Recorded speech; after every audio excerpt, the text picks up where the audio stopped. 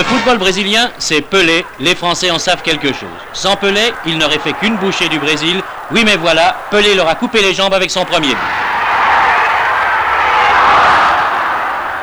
Et pourtant, l'équipe de France était en vert. Regardez cela. Ils s'en donnent à cœur joie, les avants français. Toutes ces combinaisons finissent par être payantes. Voilà comment Wisniewski égalise.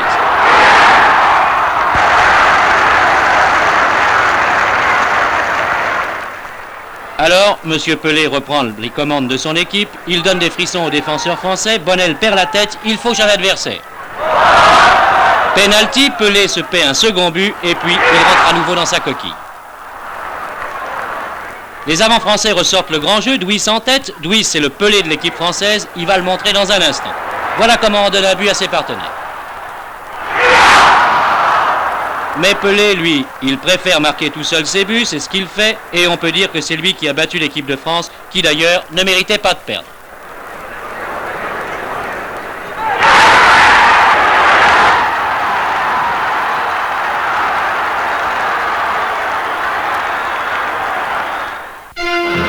Il est long le chemin qui mène à la gloire, et c'est sans doute pour cela que les bébés matadors espagnols prennent les devants. On fait timidement connaissance avec le fauve, lui aussi un bébé taureau, guère plus rassuré il est vrai, courageux mais pas téméraire. Enfin, c'est le grand moment, le matador affronte le monstre. Ce n'est plus un fauve, c'est un lapin ce taureau-là. Remarquez la classe, le style de la nouvelle vague, avec le taureau ce serait sans doute une autre histoire. Mais tout de même, maman est fière de son petit prodige.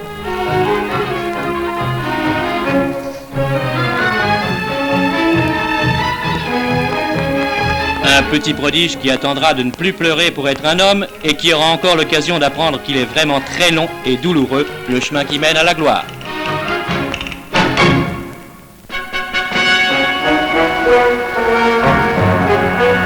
Au cours du 18e voyage du général de Gaulle, Saint-Dizier aura été une étape importante. Le chef de l'État y a rencontré le maire de Berlin-Ouest, M. Willy Brandt, et a évoqué avec lui le problème de Berlin et l'avenir de l'Europe. Colombey-les-Deux-Églises, par contre, où le voyage prit un aspect privé, fut une étape de détente consacrée en quelque sorte aux relations de bon voisinage. À Chaumont, de nouveau, le président de la République, devant une foule considérable, a traité des problèmes de la construction de l'Europe. Car si ce voyage fut émaillé lui aussi d'arrêts surprises, à Magny, le général de Gaulle tint à saluer 2 couples de jeunes mariés, il fut comme les précédents celui des grands thèmes, ceux que le chef de l'État a repris à 3, l'Europe, l'Alliance Atlantique, la détente, le rôle de l'État et la solidarité nationale.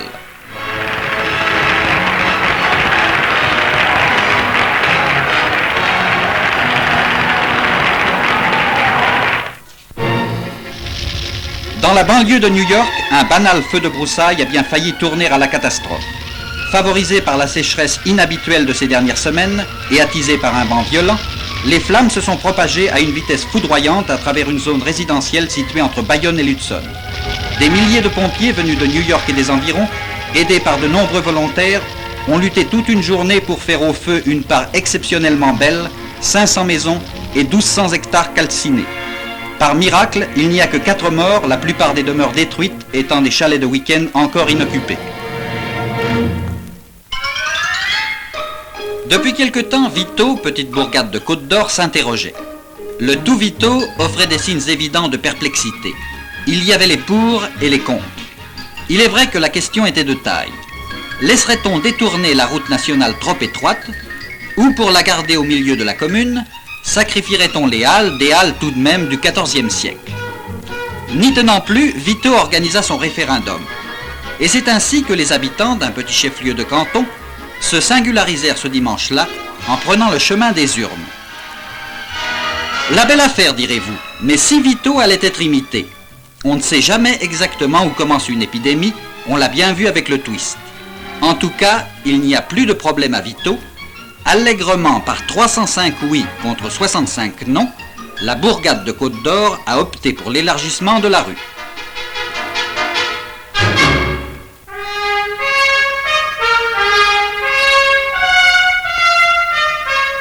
À l'abbaye de Westminster, en présence d'un parterre de têtes couronnées et de 2000 invités, la princesse Margaret et la reine Elisabeth sont venues assister au mariage de leur cousine, la princesse Alexandra.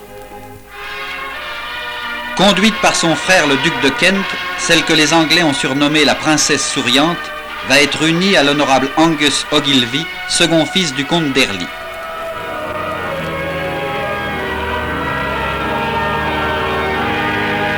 C'est l'archevêque de Canterbury qui célèbre le mariage selon le rite anglican. 12e dans l'ordre de succession au trône, la princesse Alexandra a souvent remplacé la reine et la princesse Margaret dans certaines cérémonies officielles.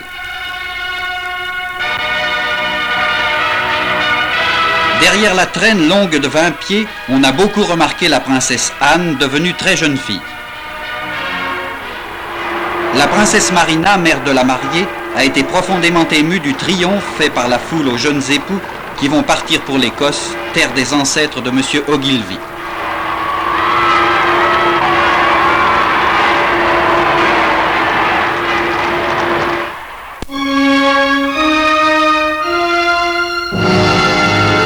C'est la fleur la plus répandue de tout le règne végétal.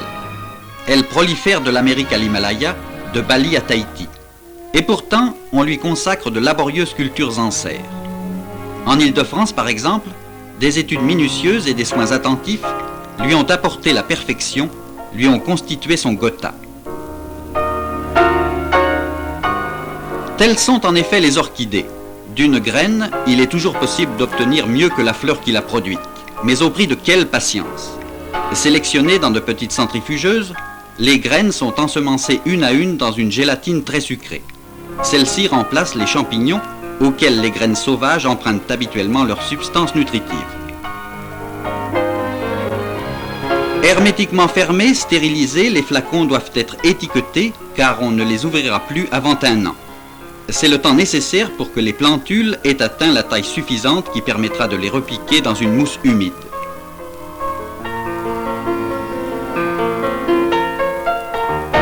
Et ce n'est pas fini. De repiquage en repiquage, 7 à 8 ans encore vont passer avant qu'on obtienne la fleur attendue, la plus chère des fleurs. Veut-on obtenir une nuance nouvelle? Alors c'est un nouveau cycle qui commence. Un cycle qui va durer de 9 à 10 ans, depuis l'instant où la boule de pollen est déposée sur le stigmate de la plante, jusqu'à celui qui verra éclore le premier bouton sur le nouveau pied d'orchidée.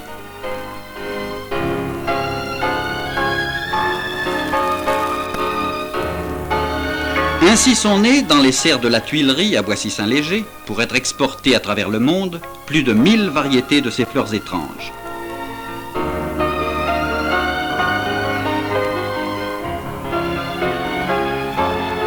Le moins curieux n'est pas qu'originaires des tropiques, les orchidées créées en Île-de-France repartent par avion vers leur pays d'origine pour y orner les boutonnières ou les appartements.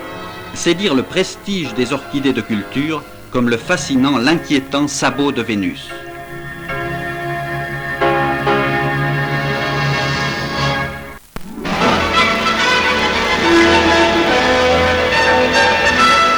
Avec les beaux jours recommence la valse des records sur les stades d'athlétisme, une valse qui prend la tournure d'un feu d'artifice pour les sauteurs à la perche américains.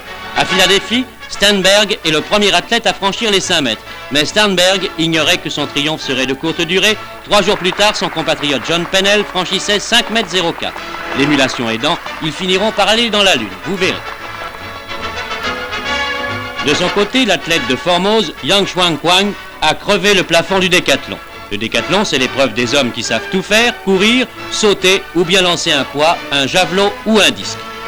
Yang Chuan-Kwang sait faire tout cela et comme il le fait bien, il a pulvérisé le record du monde.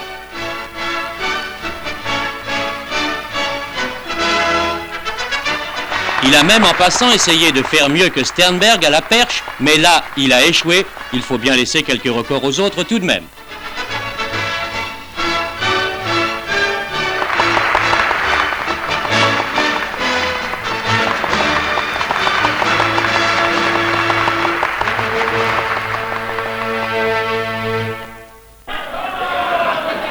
Les redoutables kamikazés japonais s'étaient promis de torpiller comme de vulgaires croiseurs de bataille les catcheurs mondiaux les plus réputés, ici Gilbert Leduc et Jackie Korn.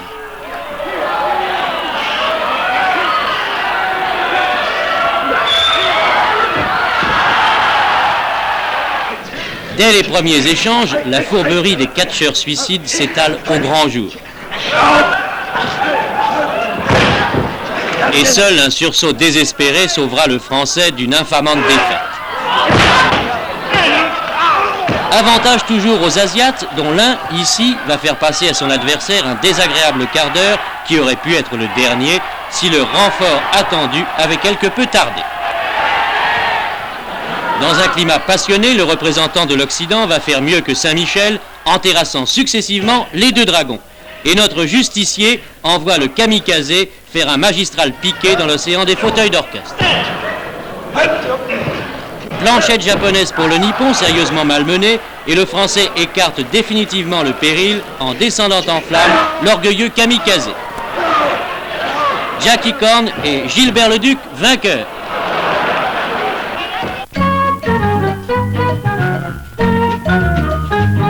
Cette fois, c'est le bon départ.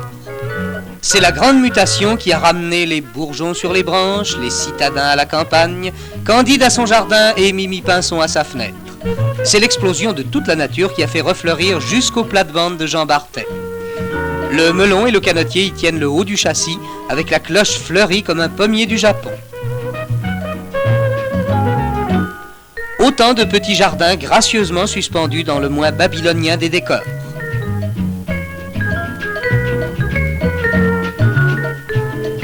L'un s'appelle rue du Soleil, tout un programme.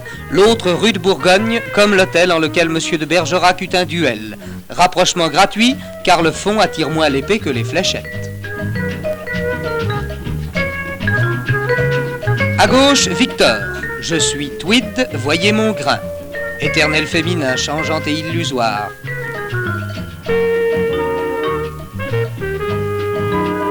Je suis broderie anglaise. Je suis Capeline, voyez mes bords. Éternel féminin, fantasque et versatile. Je suis Toc. Il tourne les têtes et retourne les chapeaux. C'est le printemps.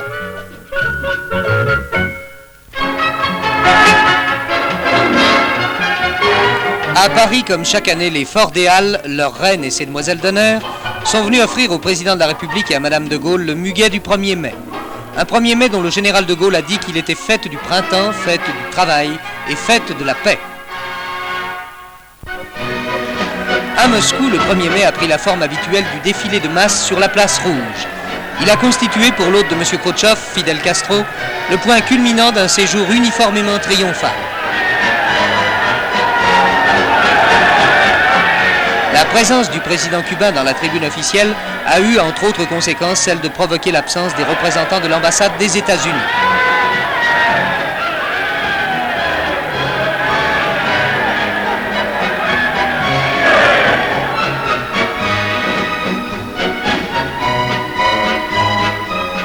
Un 1er mai moscovite en tout point égal à sa tradition.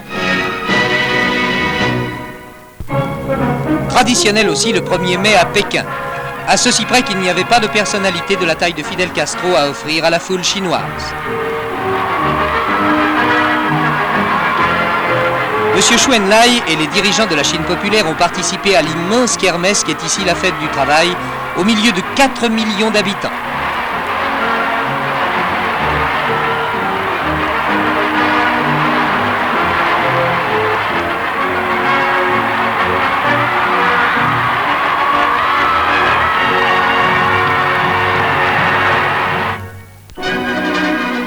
Amené par l'ancien yacht du roi Farouk, qui porte aujourd'hui le nom de Liberté, le président Gamal Abdel Nasser a rendu sa première visite à Alger.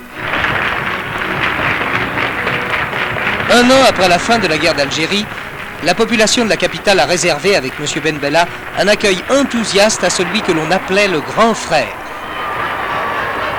Accueil si enthousiaste que les deux hommes durent abandonner leur automobile pour une voiture de pompiers afin d'achever la traversée de la ville. Le drapeau de la République arabe unie comptera-t-il un jour 5 étoiles, la 5e représentant l'Algérie.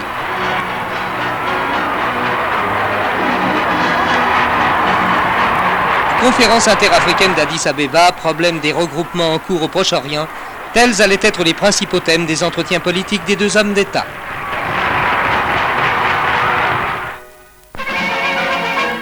Capable de transporter dans ses soutes 8 à 15 tonnes de fret, D'une remarquable maniabilité, tel est le nouvel appareil de transport militaire que M. Messmer, ministre des Armées, et M. von Hassel, son collègue de l'Allemagne fédérale, ont vu décoller en 200 mètres sur le terrain d'Istres. Fruit de la coopération franco-allemande, le Transal C-160, qui effectuait son premier vol public, s'est offert le luxe de plusieurs passages suivis de virages en S avec un moteur arrêté. Ce wagon de chemin de fer volant peut franchir 4500 km à une vitesse de croisière de 500 km/h.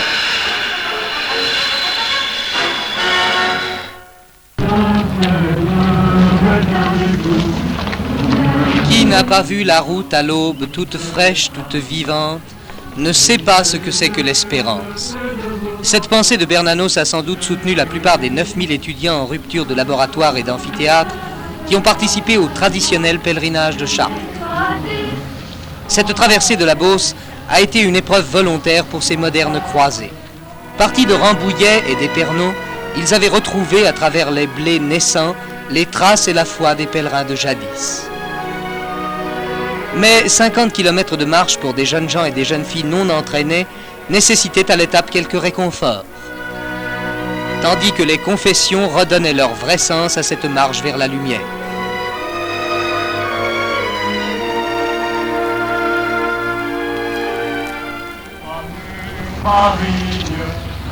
Et c'est avec une joie sans mélange que les jeunes pèlerins ont vu enfin surgir la flèche irréprochable chère à Péguy.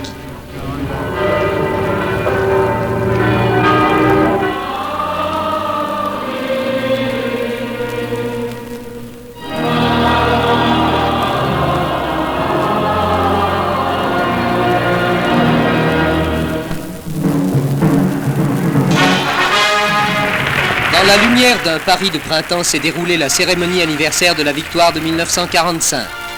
Le général de Gaulle a remonté les Champs-Élysées pour aller s'incliner sur la tombe du soldat inconnu.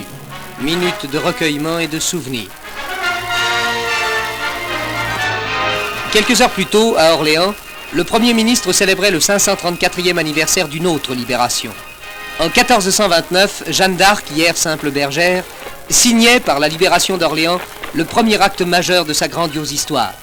Orléans n'a jamais cessé depuis de commémorer cette journée. Quel Français par ailleurs ne garde dans son cœur une place pour cet enfant de Don Rémy, dont la maison est restée intacte? À ce foyer, elle médita ses songes. Elle a connu le jour de cette fenêtre étroite, et cette armoire a renfermé ses habits. Mais le pays entier parle de Jeanne. De la prairie où elle jouait avec ses compagnes, jusqu'à la fontaine des Fiévreux qu'ombrageait peut-être à cette époque le fameux arbre des fées, près duquel elle écouta ses voix.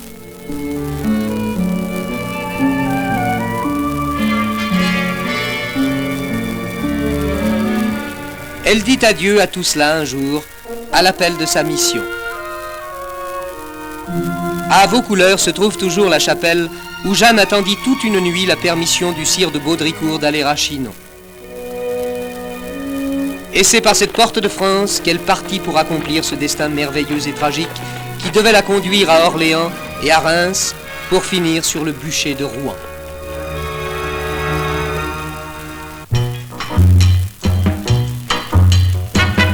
Le festival de Cannes, qui transforme chaque année pour 3 semaines la vie des Cannois, a pris le départ avec la Bégomme, une habituée, quelques vedettes japonaises, des passantes, et Robert Hossein. Ce sont 2000 invités venus de 30 pays, stars, starlettes, réalisateurs, producteurs, qui vont voir défiler quelques 200 films, c'est-à-dire quelques 400 km de pellicule. C'est Hitchcock qui a ouvert le feu avec sa vedette Tippi Hedren et son film Les Oiseaux. Et voici comment les oiseaux se vengent.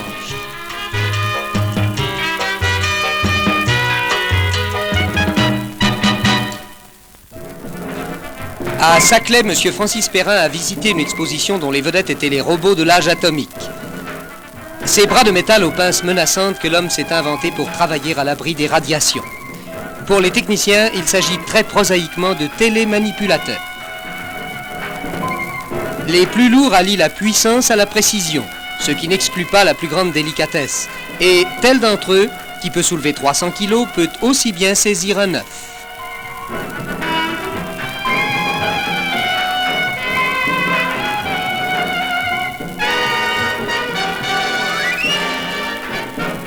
Les ingénieurs atomistes disposent même aujourd'hui d'une véritable main de rechange, ce qui tendrait à prouver que la main est le plus parfait des robots.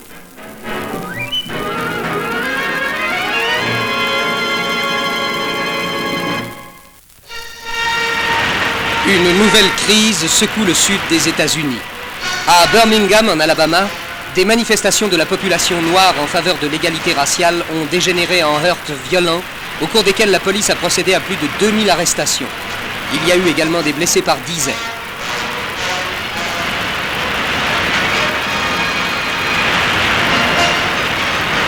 La police a fait appel aux lances des pompiers dont le jet est assez puissant pour briser un membre, comme aux chiens policiers.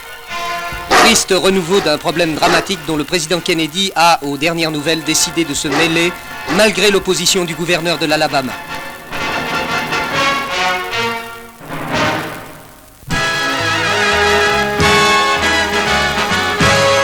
Les visages charmants qui sont ceux de l'enfance ne sauraient plus aujourd'hui faire illusion. Depuis que se sont développées les techniques de la psychanalyse, fondées sur les théories de Sigmund Freud, les psychologues sont habiles à découvrir au détour d'un dessin le contenu complexe d'une âme enfantine. Révolte contre l'école et l'autorité paternelle, par exemple, révélée par l'inversion volontaire des lettres. L'origine de bien des comportements étranges apparaît ainsi en clair. Inquiétude d'aller de l'avant. Sensation d'être abandonné. Crainte inconsciente d'une hypothétique menace. Quant au sentiment d'agressivité, il s'exprime à travers tout un monde peuplé d'armes à feu. Que les parents se consolent donc, ils ne sont plus sans ressources, même en face des cas les plus désespérés, même en face de ce garnement, en apparence le plus affreux qu'on puisse imaginer. Celui-ci qui ne respecte rien, que ses camarades craignent, et que ses maîtres finissent eux aussi par redouter, et pour cause.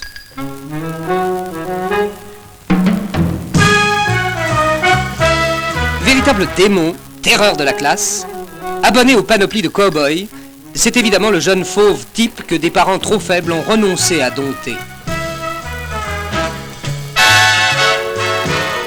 Celui dont le carnet de notes particulièrement éloquent créerait une atmosphère de deuil illimitée s'il n'avait depuis longtemps su renverser la situation, en y glissant par exemple en prévision de la fête des mères, un billet de la loterie nationale. En toute innocence, bien sûr, le brave petit.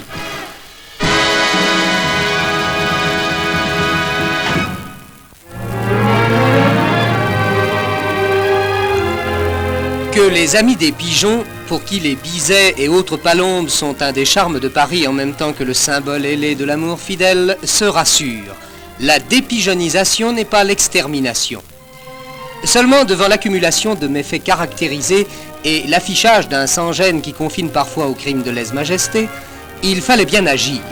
La bonne tenue des monuments publics le réclamait, l'intérêt de la propriété privée l'exigeait. Disons qu'à l'heure où Paris avait entrepris sa grande opération de ravalement pour retrouver sa blancheur originelle, le souci des édiles rejoignait celui de certains particuliers en lutte ouverte avec les pigeons. Restait la manière. Pas question évidemment de barder les bâtiments d'épouvantail hétéroclites. La destruction systématique des œufs. Les pigeons font 9 couvées par an. Quant à l'intervention violente, les pauvres ne méritent pas cela. Alors, des équipes ont été chargées de parcourir Paris à l'heure des repas pour les capturer au filet, en douceur.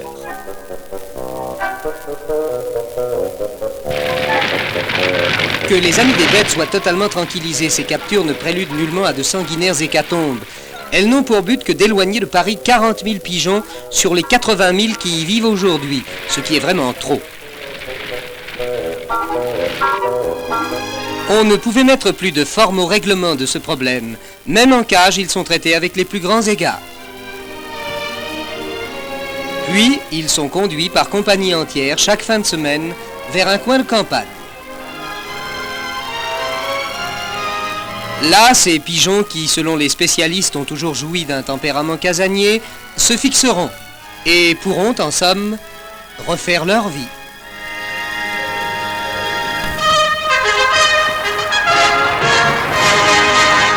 Dans son strict uniforme de 1940, le général de Gaulle a reçu de la foule athénienne un accueil inoubliable. Entre les deux haies populaires qui lui criaient leur amitié, le président de la République aux côtés du roi Paul a fait son entrée dans Athènes. Et peut-être cet accueil enthousiaste s'explique-t-il par la fraternité née du passé de deux pays qui furent les berceaux de la civilisation et de la liberté. Cette visite à la famille royale de Grèce avait, dès les premiers mots, déterminé son sens. Face à un avenir chargé d'inquiétude et d'espoir, la France et la Grèce veulent conjuguer leurs efforts. Ce sens de la rencontre, le général de Gaulle devait le confirmer dans cette sorte de pèlerinage aux sources de l'humanisme occidental devant l'Acropole, devant les vestiges dorés qui retracent la marche en avant de l'esprit humain, puisqu'il s'est appelé d'abord Praxitèle et Solon, Phidias et Platon, Homère et Aristote.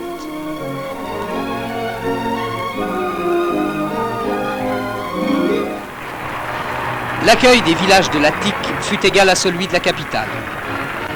Au milieu de ces groupes de paysans et d'ouvriers, le général de Gaulle refit le geste qu'il fait en France, se mêlant simplement à la foule grecque, comme il se mêle aux foules françaises.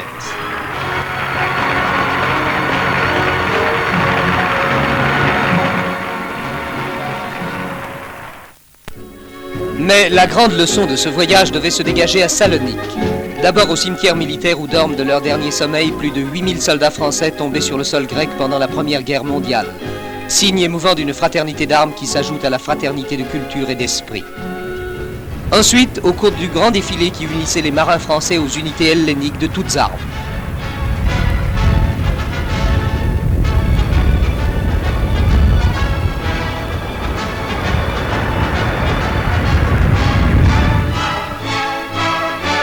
C'était là l'illustration vivante de la déclaration qu'avait faite devant le Parlement grec le général de Gaulle. Votre défense, c'est la nôtre. Si nous appartenons, vous et nous, à l'Alliance Atlantique, c'est avec la conviction qu'il n'y a pas pour les peuples libres d'autre garantie de la paix.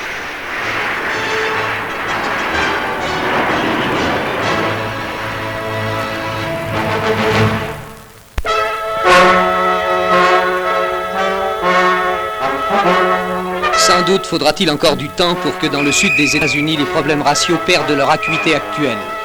La population noire n'a pas renoncé à ses manifestations contre la ségrégation et toutes ne se sont pas achevées avec la même simplicité dans les quarts de la police. À Nashville, dans le Tennessee, comme à Birmingham, en Alabama, les manifestants noirs qui s'étaient réunis devant les restaurants ségrégationnistes n'ont pas cédé la place sans résistance.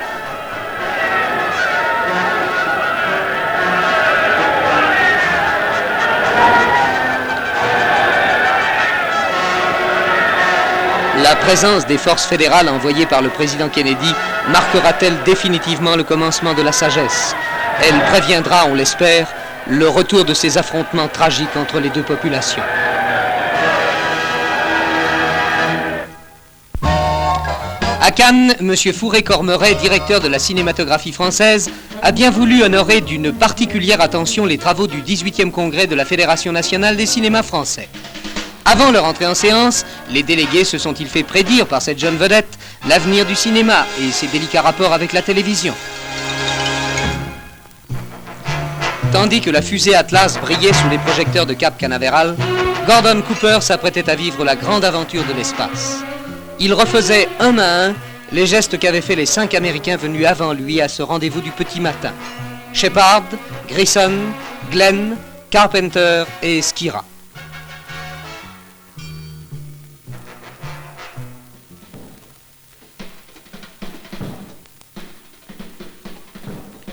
Mais cette fois, dans la capsule Mercury tapissée de cadrans, Cooper devait passer près de 34 heures, le temps de boucler 22 fois le tour de la Terre. L'aube se levait quand s'acheva le compte à rebours.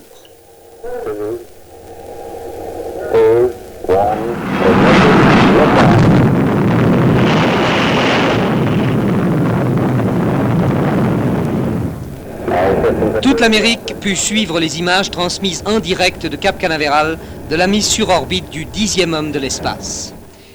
Si les 22 révolutions de Gordon Cooper furent sans histoire, il n'en alla pas de même du retour dans l'atmosphère. Le contrôle automatique était en panne. D'un porte-avions croisant au sud du Japon, Glenn suivait seconde par seconde les opérations.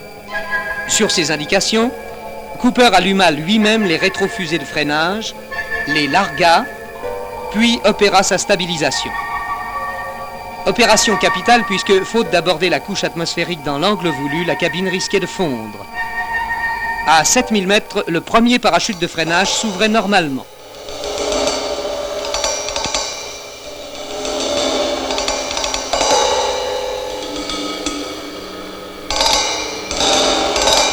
À 3500 mètres, le grand parachute se déployait à son tour. Mieux, la cabine de Cooper touchait la mer à moins de 4 km du porte-avions, chargé avec 27 autres navires et 172 avions de la récupérer. Grand succès pour l'Amérique. Et Gordon Cooper avait bien mérité le surnom de cosmonaute tranquille que le monde lui a donné.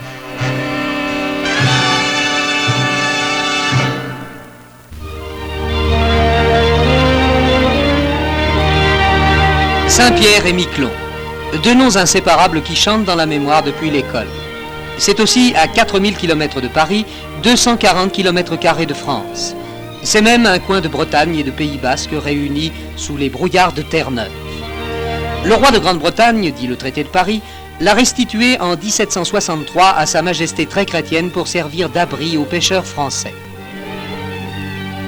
Juste 2 siècles plus tard, toujours gardé par ses 4 canons de bronze, Saint-Pierre, la capitale qui groupe 4500 des 5000 habitants de l'archipel, n'est pas autre chose aujourd'hui qu'un port de pêche délaissé par les équipages français. Un unique navire, le Miquelon, assure la liaison avec le Canada. Un modeste aérodrome, ignoré des Boeing et autres caravelles, met son orgueil dans ses appareils de 3 et 4 places. La station radio est bien défendue.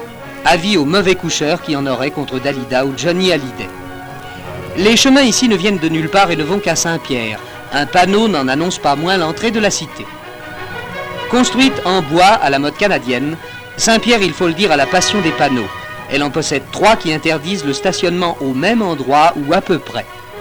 Et une belle collection de sens interdits. On se croirait à Paris.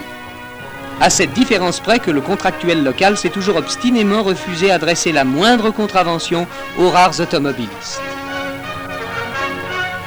Autour de son clocher vit ainsi sans histoire une population de Basques, de Bretons et de Normands, descendants des premiers pêcheurs établis dans l'archipel.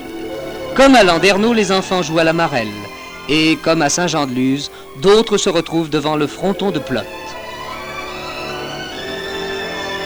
Un coin de France comme tant d'autres, avec ses 11 gendarmes chargés d'assurer le respect de la loi, encore qu'on n'ait pas ici le souvenir d'un seul petit crime. Un détail pourtant, les îles ont leur monnaie. C'est que Saint-Pierre et Miquelon ne forment pas un département, mais un territoire d'outre-mer avec à leur tête un administrateur. À ses côtés, un député, un sénateur, 14 conseillers généraux, un maire fidèle au béret basque et un président du syndicat d'initiative.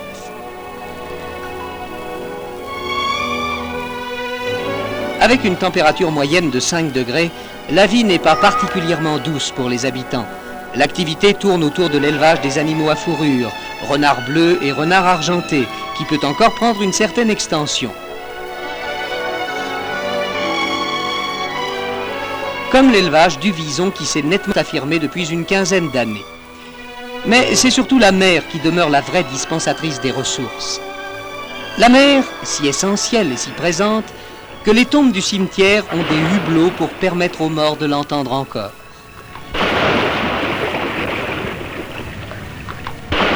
La mer qui reste le seul avenir de Saint-Pierre et Miquelon.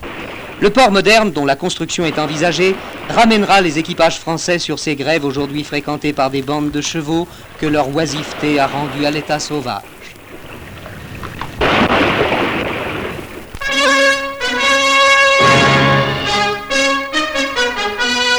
À Paris, le général de Gaulle a présidé la célébration solennelle du centenaire de la Croix-Rouge dont le nom est inséparable de celui d'Henri Dunant.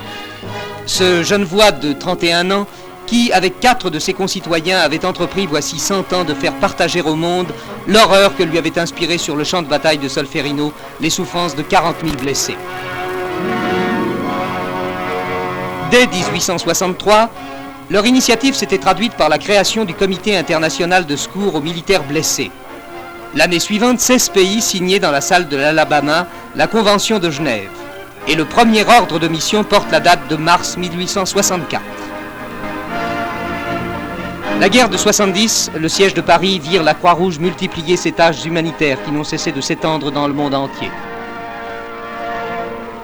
À l'heure où la Croix-Rouge française vient de fleurir le tombeau du soldat inconnu, 160 millions de volontaires poursuivent aujourd'hui la tâche d'Henri Dunant.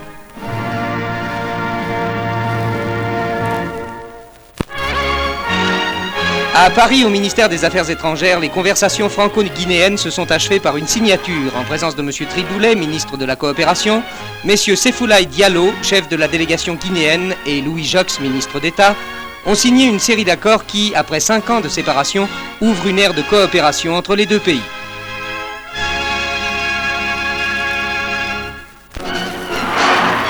Aucun des honneurs classiques aux États-Unis n'aura manqué à Cooper à son retour du cosmos.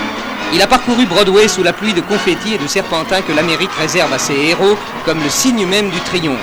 C'est d'ailleurs, paraît-il, la pluie de papier la plus épaisse qu'on ait vue de mémoire de New-Yorkais.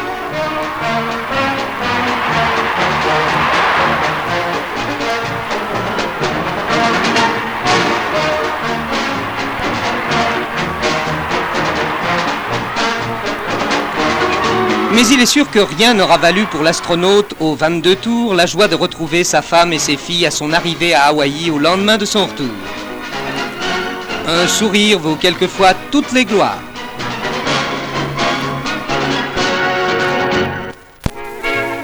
Armand Salacrou, président du jury du 16e Festival de Cannes, en présence du ministre de l'Information, M. Alain Perfit, a félicité Luchino Visconti qui recevait des mains de Jeanne Moreau la Palme d'Or pour son film Le Guépard. Et le prix spécial du jury a été décerné au film japonais Harakiri. Par ailleurs, le prix d'interprétation féminine est allé à Marina Vladi. Récompense applaudie mais aussi discutée. Mais le 16e Festival de Cannes n'en aura pas moins connu son succès habituel.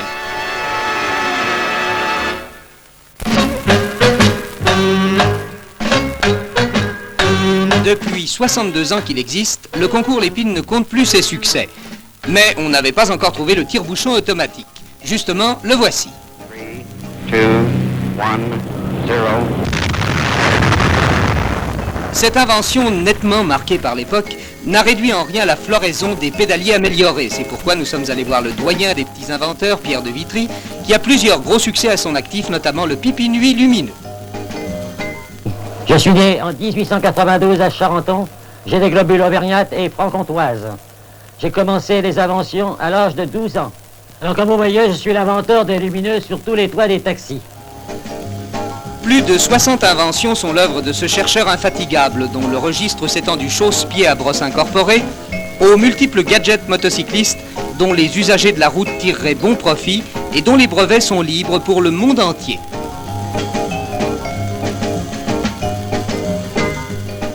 En 1950, j'avais fait un bâton lumineux, mais qui était dur. Et comme j'avais de temps en temps à Cannes, les agents là-bas m'ont demandé que je leur fasse un bâton, mais souple. Voyez-vous, il est souple. Vous avez en bout une lentille pour éclairer les papiers. Vous avez ici le stop, vous avez le porte-crayon et vous avez un sifflet. Sous l'occupation, on m'avait volé un vélo. Alors voyez-vous ce que j'avais fabriqué? C'est un bouchon qui est placé sous la tige de sel et qui traverse. Alors le plus beau, c'est de voir le type sautant sur le vélo en voltige. Il va pas bien loin, il descend aussi sec. Dans ce domaine de la défense et de l'antivol, on le voit, Pierre de Vitry, ancien chauffeur de taxi, est réellement passé maître. Mais pour faire face à la marée téléphonique qui assaille l'homme moderne, il fallait aussi trouver quelque chose.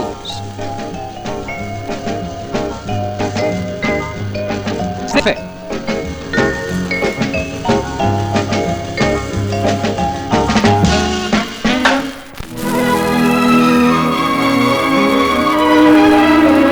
Trois départements français en état de mort lente, voués aux garrigues, aux oliviers rabougris, à une production viticole sans qualité, telle était la région du Bas-Rhône et du Languedoc voici 5 ans, lorsque des bulldozers commencèrent à creuser un profond sillon de 25 mètres de large.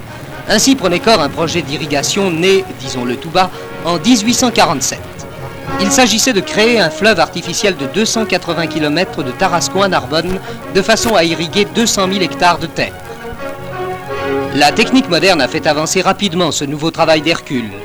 Au sud de Beaucaire, le Rhône donne aujourd'hui naissance à une voie d'eau dont le débit, 75 mètres cubes par seconde, est celui de la Seine, et qui constitue l'amorce d'une des entreprises hydrauliques les plus importantes du monde. et en même temps des plus audacieuses. Au bout de 12 km, ne fallait-il pas brusquement élever de 30 mètres cette masse d'eau? On édifia dans ce but à Pichegru la plus puissante station de pompage existante. Et un seul homme aujourd'hui préside à ce défi permanent lancé à la nature, faire couler, en quelque sorte, un fleuve à l'envers.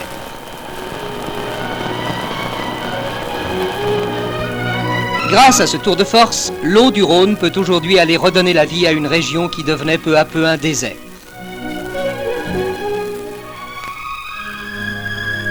Dès cette année, un gigantesque jardin potager et fruitier de 40 000 hectares s'étend sur les rives du nouveau canal.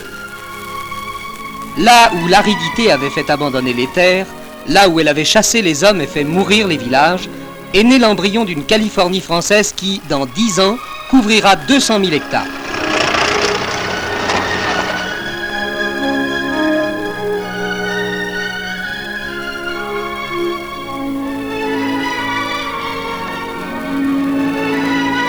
De nombreux châteaux d'eau recréent aujourd'hui ce qui manquait à ce pays brûlé par un ensoleillement quasi permanent, la pluie vivifiante.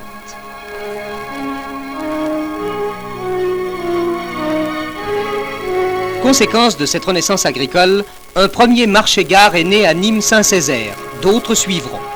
Ainsi, toute une région jusqu'à maintenant déshéritée est en train de devenir une des plus riches de France.